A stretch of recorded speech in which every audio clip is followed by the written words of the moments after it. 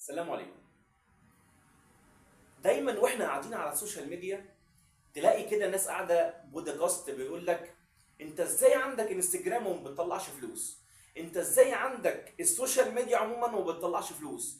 ازاي انت عندك البرنامج الفلاني وما بتطلعش فلوس وقاعد بتقلب بس على السوشيال ميديا؟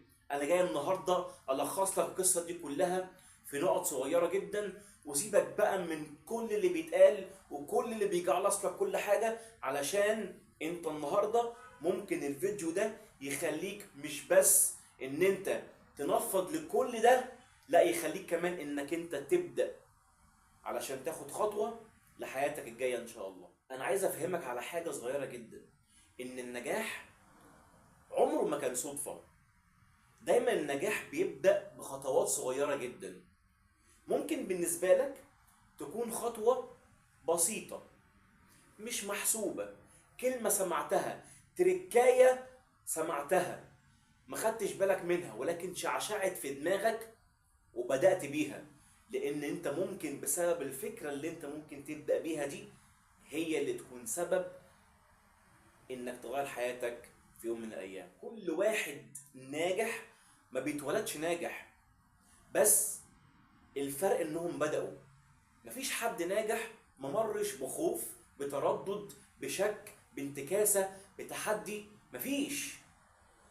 بس الفرق اللي بينهم وبينك انهم بدأوا وكملوا رغم كل التحديات اللي بيشوفوها واللي بيمروا بيها.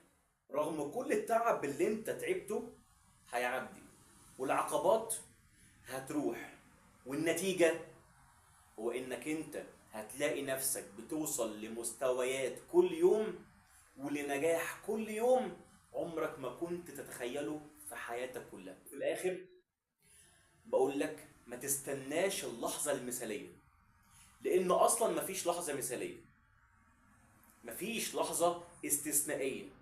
ابدأ، لازم تبدأ بأي فكرة بأي خطوة، لان العالم بيتحرك بسرعة رهيبة جدا، انت عقلك مش هيستوعبها لو انت مش بتطور نفسك كل يوم. الفرق بينك وبين اي شخص ناجح ومتفوق ومتميز هو انه بدأ في اللحظة اللي فكر فيها في الفكرة اللي خلته توصل دلوقتي في المستوى اللي هو فيه.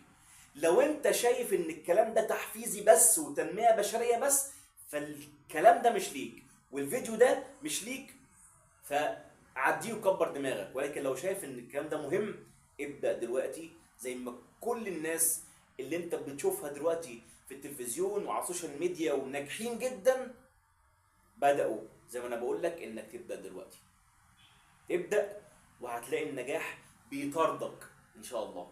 سلام عليكم.